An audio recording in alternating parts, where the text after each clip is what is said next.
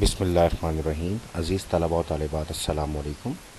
آج ہم introduction to management کا چیپٹر نمبر 2 شروع کریں گے، جس میں ہم لوگوں نے جو ہمارا آج کا لرننگ آؤٹ کم ہے وہ یہ ہے کہ مینیجرز کا جو دو ہمارے پاس ویوز ہوتے ہیں، کانسیپٹ ہوتے ہیں، ایک اومنی پوٹنٹ کہتے ہیں، دوسرے کو سمبولک کہتے ہیں، ان کا آپس میں فرق کیا ہے، ان کا کنٹراسٹ کیا ہے.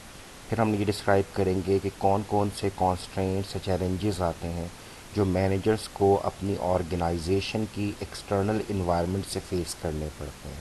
ان سب کو پہلے ہم تفصیل سے پڑھیں گے کہ یہ ہیں کیا، اور پھر ہم ان کو ڈسکس کریں گے ڈفرینٹ ریئل لائف ایگزامپلس کے ساتھ. اسی طرح سے ہم لوگوں نے ڈفرینٹ جو آرگنائزیشنل کلچر ہوتے ہیں، اسٹرانگ کلچر ہوتا ہے، ماڈریٹ کلچر ہوتا ہے، ہم اس کی بات کریں گے. اور پھر جو کرنٹ ایشوز ہیں آرگنائزیشنل کلچر کے، ان کے بارے میں بات کریں گے. تو ہم اس کو شروع کرتے ہیں. سب سے پہلے تو ہم مینیجر کا جو ایک ہمارے پاس ویو ہوتا ہے، یعنی ہم کہتے ہیں کہ دو ویوز ہیں، ایک اومنی پوٹنٹ ہے اور ایک سمبولک ہے. Omnipotent view of management کے اندر یہ ہوتا ہے کہ تمام تر ذمہ داری مینیجر کے اوپر سمجھی جاتی ہے، کہ اگر آرگنائزیشن اچھا چل رہی ہے، اگر وہ ڈیسیژنس ٹھیک کر رہی ہے، وہ ریونیو جنریٹ کر رہی ہے، یا وہ اپنی گولز اچیو کر رہی ہے، تو اس سب کی جو اچھائی ہے وہ اس مینیجر کی اچھائی سمجھی جائے گی. اور اگر کوئی آرگنائزیشن برا رزلٹس لا رہی ہے، گولز اچیو نہیں کر پا رہی، تو اس والے ویو میں تمام کی تمام ذمہ داری اس میں ان کے مینیجرز پر آ جاتی ہے. تو لہٰذا یہ ایک ایسا ویو ہے جس میں ہم کہتے ہیں کہ managers are directly responsible for an organisation success اور فیلئر. دونوں صورتوں میں انہی کے اوپر اس کی ذمہ داری رہتی ہے. اس میں اگر ہم دیکھیں تو جو مینیجرز ہیں ان کو ریوارڈز اور پروموشنز مل رہی ہوتی ہیں جب بھی کبھی کوئی اچھی پرفارمنس کی جائے، کوئی گولز بہتر اچیو کیے جائیں، کوئی ٹارگیٹ اچھے اچیو کیے جائیں، تو اس کے لیے پھر ہم کہتے ہیں کہ مینیجرز اس کے ذمہ دار ہیں، انہوں نے بڑی محنت کی، اچھے ڈیسیژنس کیے، تو لہٰذا یہ تمام ریوارڈز اور پروموشنز ان کو دی جاتی ہیں. لیکن اگر کبھی ایسا ہو کہ وہ آرگنائزیشن اپنے گولز اچیو نہ کر پائے، وہ اپنے اون ٹارگیٹس کو نہ میٹ کر سکے، تو پھر پنشمنٹس بھی ہوتی ہیں، بیڈ پرفارمنس بھی ہوتی ہے. اور ان پنشمنٹس میں کبھی آپ ڈیموٹ کر دیتے ہیں، کبھی آپ کسی کی کوئی کٹ لگا دیتے ہیں، کسی کا بونس روک لیتے ہیں، انسینٹیوز روک لیتے ہیں. تو ڈیفینیٹلی اس والے ایک کے اندر ہم یہ کہہ رہے ہوتے ہیں کہ جو بھی آرگنائزیشنس یہ والا ویو رکھتی ہیں اومنی پوٹنٹ کا، آلدو میں ابھی تھوڑی دیر کے بعد بتاؤں گا کہ ہمارے پاس ایک بیلنس اپروچ چلتی ہے جہاں تک ان مینیجرز کا کردار ہے کہ وہ کسی چیز کو کتنا کنٹرول کر سکتے ہیں، اتنی ذمہ داری ان کی ہوتی ہے. اور کوئی ایسے ایکٹرز اور فورسز جس پہ ان کا زور نہ چلتا ہو، ان کی وجہ سے اس کا ذمہ دار ان کو نہیں ٹھہرایا جا سکتا. لیکن یہ والا جو ایک ویو ہے، یہ والا جو ایک پوائنٹ آف ویو ہے، یہ یہی کہتا ہے کہ مینیجر ذمہ دار ہے. اور دیکھیے، it is not only in business organisation but also in other field like sports coach. اگر کسی ٹیم کا کوئی کوچ بنایا جاتا ہے، اس کو تبدیل کیا جاتا ہے یا لایا جاتا ہے، اگر ٹیم اچھا پرفارم کرتی ہے تو اس کے مینیجرز اور کوچ کو شاباش مل رہی ہوتی ہے، ان کی تعریف ہو رہی ہوتی ہے، اور کپتان کی تعریف ہو رہی ہوتی ہے. لیکن اگر وہ ٹیم برا کھیلنا شروع کر جائے تو پھر کرٹیسزم بھی انہی لوگوں کو برداشت کرنا ہوتا ہے، کہ جو سلیکٹرز ہیں، جو اس کے کوچ ہیں، جو اس کے مینیجرز ہیں، جو اس کے کیپٹن ہیں، تو وہ اس ایک ٹیم کے لیے وہی ذمہ دار ٹھہرائے جاتے ہیں. اب اگر ہم دیکھیں کہ اس کا جو سمبولک ویو کی ہم بات کر رہے ہیں، کہ ایک آرگنائزیشن کا سمبولک ویو کیا ہے اومنی پوٹنٹ کے بجائے، تو وہ یہ کہتا ہے کہ یہ کسی مینیجر کے ذمہ داری نہیں ہے، یہ اس کا قصور نہیں ہے کہ آرگنائزیشن برا پرفارم کر رہی ہے، یا ساری ذمہ داری اس کی نہیں ہے کہ وہ اچھا پرفارم کر رہی ہے. بلکہ یہ والا ویو یہ کہہ رہا ہوتا ہے کہ ہمارے پاس جو بہتری آ رہی ہے یا برائی ہو رہی ہے، یہ ایکسٹرنل فورسز کی وجہ سے ہے. جیسے کہ میں کہوں کہ کسی ملک کی اکانومی کیسی ہے، اگر کسی ملک کی اکانومی اچھی ہے تو جو آرگنائزیشنز وہاں پر کام کر رہی ہوں گی وہ بہتر پرفارم کر پائیں گی. اگر ان کے لاز رولز اچھے ہیں تو وہ بہتر پرفارم کریں گے. تو لہٰذا یہ کیا کہتا ہے، it is the view that much of an organisation success اور failure is due to external forces outside managers control. جو میں نے ابھی بات کی کہ یہ والا پوائنٹ آف ویو ہمیں یہ بتا رہا ہوتا ہے کہ بہت سے ایسے فیکٹرز ہیں، بہت سی ایسی فورسز ہیں جو کہ مینیجر کے کنٹرول سے باہر ہیں، لہٰذا یہ ہم نہیں اس کے اوپر ذمہ داری ڈال سکتے. تو جو ایک بیلنس ویو بنتا ہے اس میں سے کچھ کی ذمہ داریاں ہم ڈالتے ہیں اور کچھ کو ہم کہتے ہیں کہ کنٹرولیبل نہیں تھے مینیجر سے، لہٰذا اس کو ہم ایک بیلنس اپروچ کہتے ہیں. لیکن اگر آپ pure symbolic view of management دیکھیں گے تو اس کے اندر وہ آؤٹر یا ایکسٹرنل جو ہمارے پاس فورسز ہیں ان کی بات کرتے ہیں، لائک اکانومی کی، کسٹمرز کے بیہیویئر کی، کسی گورنمنٹ کی پالیسیز کی، کوئی کمپیٹیٹر دوسری کمپنی جو ہمارے مقابلے میں ہے وہ کیسے ہمارے ساتھ مقابلہ کر رہی ہے، وہ اپنے بزنس کو کیسے بڑھا رہی ہے، ہماری اوور آل جو انڈسٹری کی کنڈیشن ہے اس ملک میں جہاں پر ہم کام کر رہے ہیں وہ کیسی ہے. ٹھیک ہے، تو لہٰذا یہ چیزیں میٹر کرتی ہیں. اور ایک چیز اس میں ہے دا ڈیسیژنس میڈ بائی پریویس مینجمنٹ اور مینیجرس. بعض اوقات یہ بھی ہوتا ہے کہ جو پرانے ڈیسیژنس ہیں ان کو بھی ذمہ دار ٹھہرایا جاتا ہے کیونکہ یہ ڈیسیژنس ہو گئے تھے، لہٰذا اس کی وجہ سے چیزیں خراب چل رہی ہیں. تو یہ سمبولک ویو ہے. میں پھر کہوں گا کہ یہ ایک بیلنس ہوتا ہے اومنی پورینٹ کا اور سمبولک کا، ان دونوں کو ملا کر ہر آرگنائزیشن چلتی ہے، کیونکہ یقیناً کچھ باتیں ڈیسیژنس مینجمنٹ اور مینیجرز کے کنٹرول میں ہوتے ہیں اور کچھ ان کے کنٹرول میں نہیں ہوتے. تو لہٰذا ہم کسی ایک اسپیسیفک پوائنٹ آف ویو کے ساتھ اسٹک نہیں ہو سکتے، اس کے ساتھ نہیں چپک سکتے، ہمیں ان دونوں کا بیلنس رکھنا ہوتا ہے. اب ہم دیکھ لیتے ہیں کہ مینیجرز جو ہمارے ہوتے ہیں جب انہوں نے کچھ بھی فیصلہ کرنا ہو، انہوں نے کوئی ڈیسیژنس لینے ہوں، انہوں نے کوئی کام کرنا ہو، جو ان کی ڈسکریشن ہے، ان کی پاور ہے، کچھ کرنے کی طاقت جو ان کی ہے، اس کے اوپر کیا چیزیں اثر انداز ہوتی ہیں، کون سے کانسٹرینٹس ہیں، رکاوٹیں ہیں یا طاقتیں ہیں. تو let see external constraints come from the organisational environment. یہ دیکھیے یہ اس کی آرگنائزیشن کی ایکسٹرنل انوائرمنٹ ہے جو کہ مینیجیریل ڈسکریشن یعنی مینجمنٹ کی کیپیسٹی، ان کی طاقت یعنی وہ کوئی کام کرنے کی صلاحیت، جتنی ان کی ڈسکریشن ہے یا وہ استحقاق ہے یا جو وہ طاقت رکھتے ہیں اس کے اوپر یہ اثر انداز ہو رہی ہیں. اور دوسری کون سے ہیں؟ Internal constraints that come from the organisational culture, اس آرگنائزیشن کے کلچر سے. تو اس کا مطلب یہ ہوا کہ جو مینجمنٹ ہے یا مینیجرز ہیں ان کی ڈسکریشن، ان کی طاقت کہ وہ کیا کام کر سکتے ہیں، کیا ڈیسیژنس لے سکتے ہیں، ان پہ یہ دونوں چیزیں آؤٹر فیکٹرز یعنی جس کو ہم آرگنائزیشنل انوائرمنٹ کہہ رہے ہیں یہ بھی فرق ڈالتا ہے، اور آرگنائزیشنل کلچر بھی. ابھی ہم ان دونوں کو تفصیل سے پڑھیں گے کہ آرگنائزیشنل انوائرمنٹ کیا ہے اور آرگنائزیشنل کلچر کیا ہے. اب ذرا دیکھیے ایکسٹرنل انوائرمنٹ کی بات کرتے ہیں. These are those factors and forces outside the organisation that affect its performance. جیسے میں نے ابھی کہا کہ یہ آرگنائزیشن کی انوائرمنٹ ہے، یہ ایکسٹرنل فورسز ہیں جو کہ اس کے اوپر اثر انداز ہوتی ہیں یا اثر ڈالتی ہیں. اور اب ان ایکسٹرنل انوائرمنٹ جو ہے اس کے کمپوننٹ کون کون سے ہیں؟ تو دیکھیے وہ کہتا ہے کہ components of the external environments are two. There is specific environment. In fact یہ کیا ہے؟ یہ وہ والے فیکٹرز ہیں، یہ وہ والے کمپوننٹس ہیں جو ڈائریکٹلی کسی بھی آرگنائزیشن کے ساتھ لنک اپ ہوتے ہیں اور ان میں تبدیلی آنے سے آرگنائزیشن کے اوپر افیکٹ پڑتا ہے. یعنی external forces that have a direct and immediate impact, اثر انداز ہونے کی طاقت آن دا آرگنائزیشن. تو یہ اسپیسیفک انوائرمنٹ ہے، یعنی اس ایک پرٹیکولر آرگنائزیشن اس کا جو کام ہے اس کے ساتھ یہ اسپیسیفک ہوتے ہیں، یہ اس کے ساتھ جڑے ہوئے ہوتے ہیں. تو ہر آرگنائزیشن کی اپنی اسپیسیفک انوائرمنٹ ہوتی ہے اور وہ اس آرگنائزیشن کے ڈیسیژنس پر، اس آرگنائزیشن کی رننگ پر وہ اثر انداز ہو رہے ہوتے ہیں. اور ایک ایسی ہوتی ہے جس کو ہم ان کمپوننٹس کو کہتے ہیں جنرل انوائرمنٹ. وہ ہر ایک کے لیے ہوتی ہے، تمام آرگنائزیشنز کے لیے. مثال کے طور پہ براڈ اکانومک کلچر یا اکانومک کنڈیشنز. اب اگر ایک ملک کی اکانومی ویک ہو رہی ہے تو ڈیفینیٹلی وہ کسی ایک خاص کے ساتھ اسپیسیفکلی جڑی ہوئی نہیں ہے آرگنائزیشن کے ساتھ.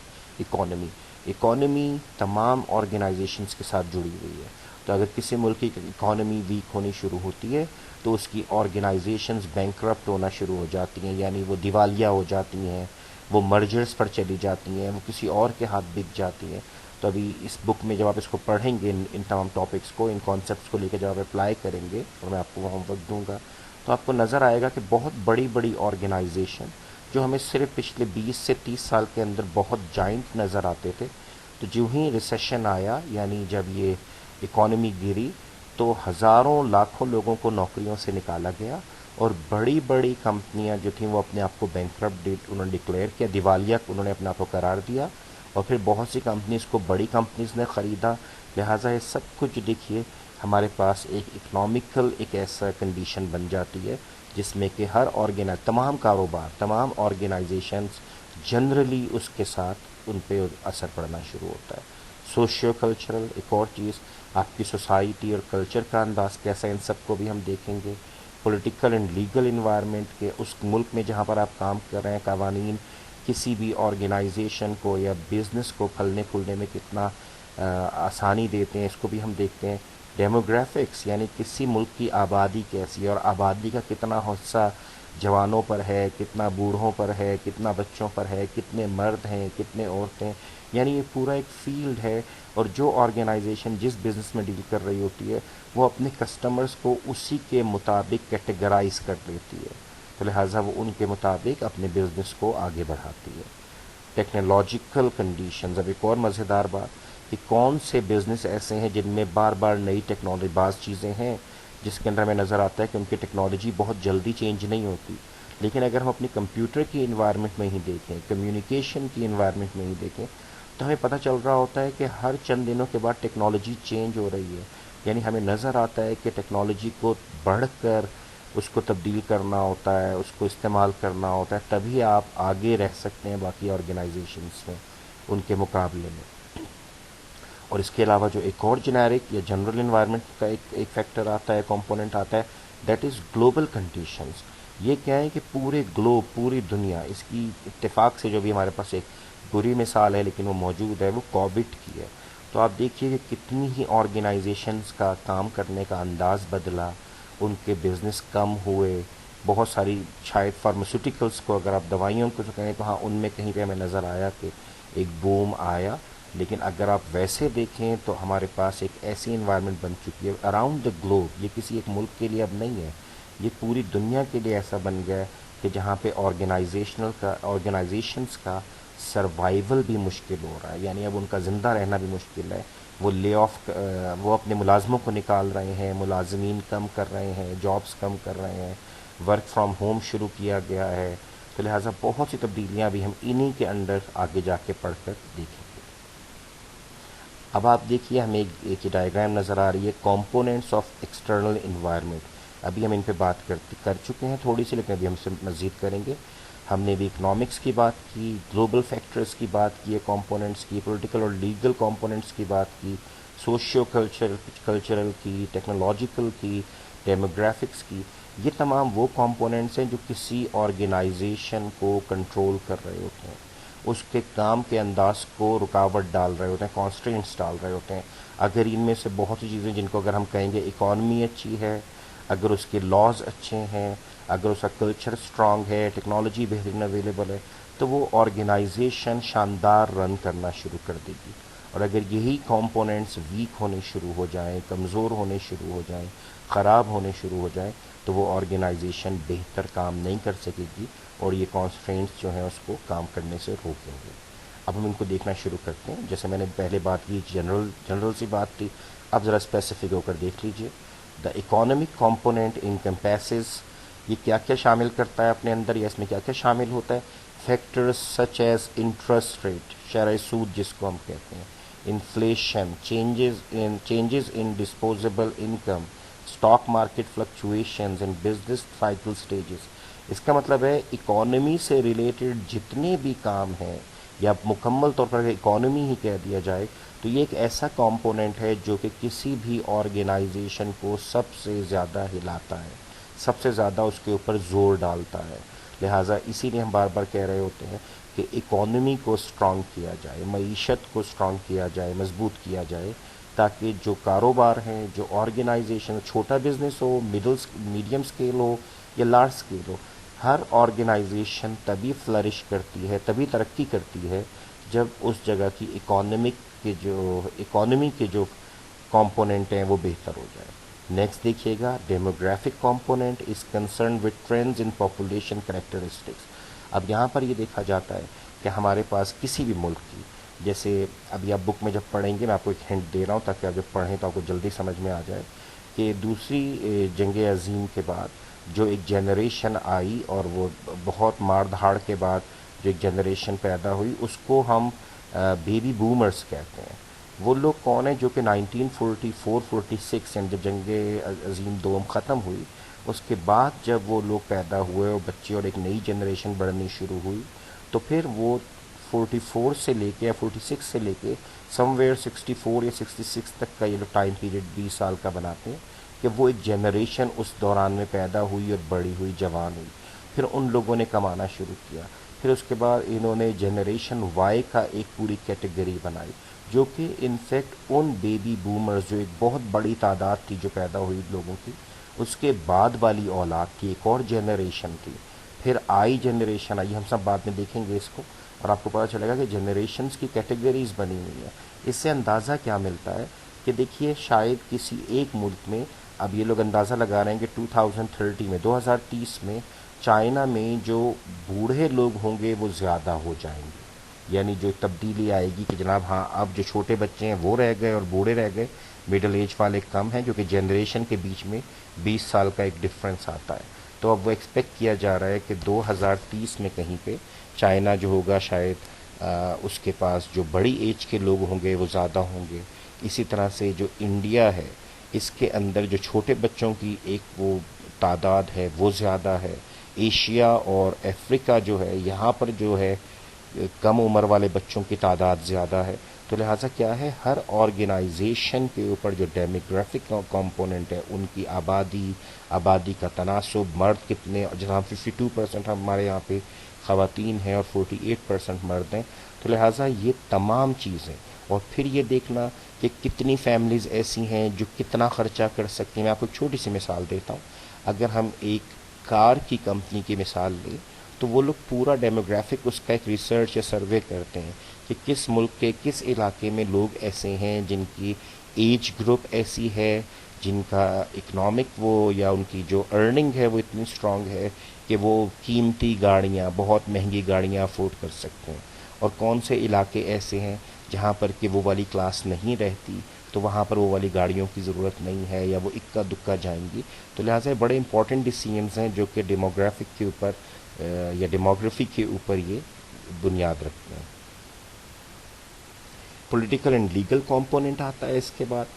ہر ملک کے اپنے اپنے قوانین ہیں جو کہ وہ یہ دیکھ رہے ہوتے ہیں کہ کیسے وہ اپنے انویسٹرز کو جو فرض کریں پاکستان کے اندر سے انویسٹ کریں، اور زیادہ یہ کہ جو باہر سے آ رہے ہیں ان کو بھی، دونوں کو ایک ایسی انوائرمنٹ دی جائے، ایسی لیگل ان کے لیے انوائرمنٹ بنائی جائے، فضا بنائی جائے، ایک ایسا پولیٹیکل سٹیبل انوائرمنٹ ان کو دی جائے کہ وہ یہاں پہ انویسٹ کریں تو ان کو اپنا پیسہ ڈوبتا ہوا نہ لگے، انہیں محسوس ہو کہ ہاں ہم یہاں سے ارن کر سکتے ہیں۔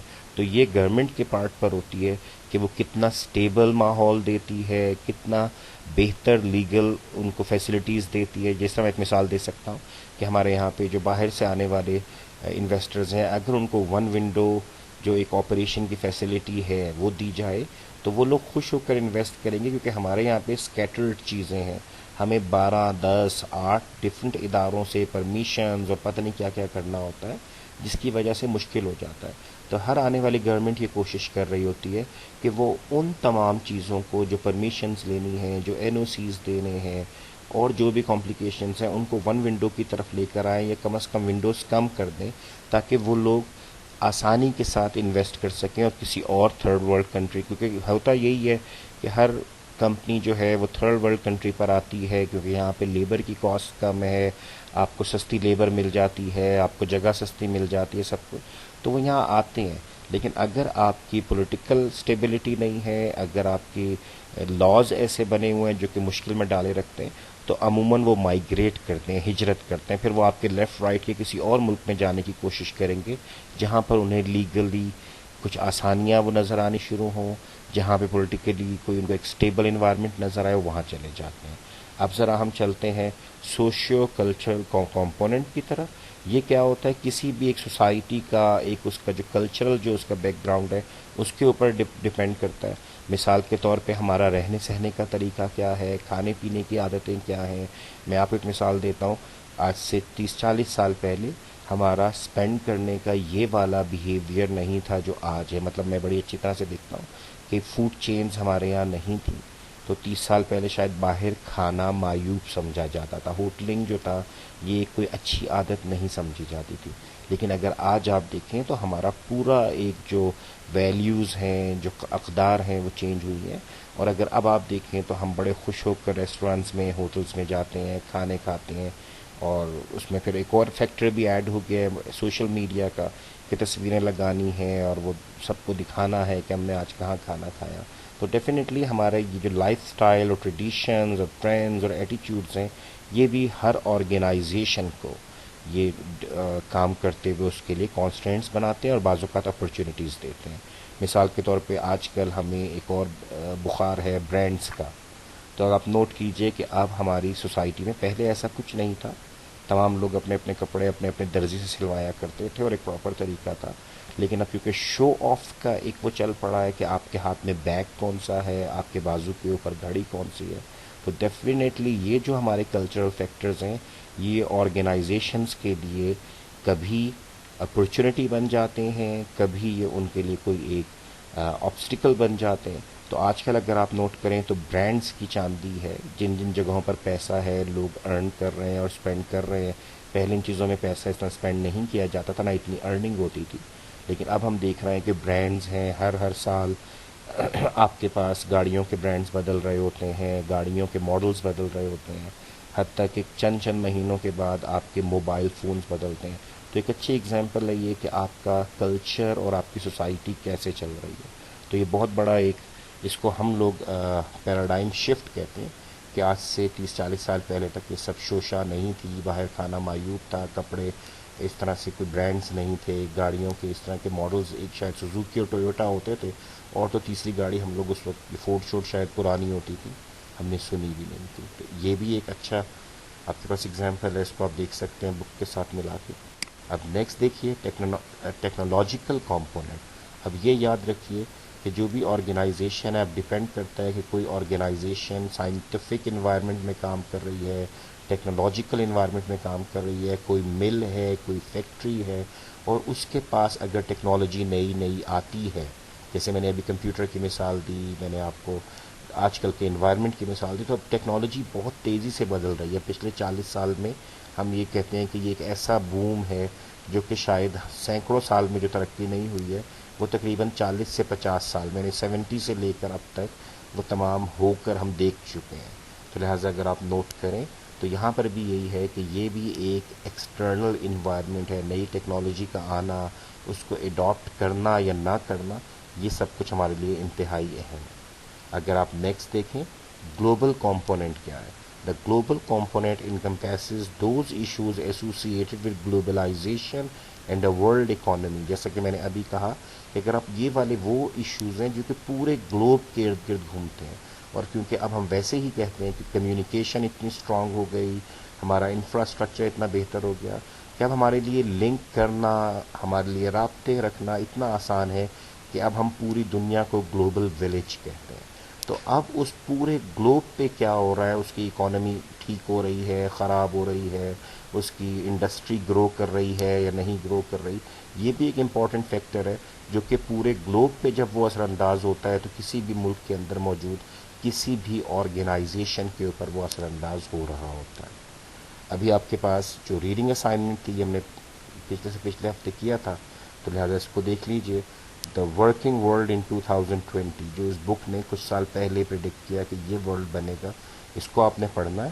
اور پھر ہمارے پاس تھا read economic environment and demographic environment from the book and write and submit summary of that. یہ آپ کے لیے ہوم ورک تھا جو آپ نے کر کے مجھ کو جمع کروانا تھا. تو یہاں پر اگر ابھی آپ دیکھیں تو یہ ہمارے پاس یہاں تک ابھی ہم ایگزبٹ 2.2 تک رہے ہیں، اور ابھی ہم نے ایکسٹرنل انوائرمنٹ کو دیکھا ہے. اس کے بعد والے لیکچر میں انشاءاللہ ہم اس سے آگے پڑھیں گے. اس کو آپ تیار کر لیجئے اور اس میں سے اپنی اسائنمنٹس بنا کر جمع کرائیے. جزاک اللہ. السلام علیکم ورحمۃ اللہ.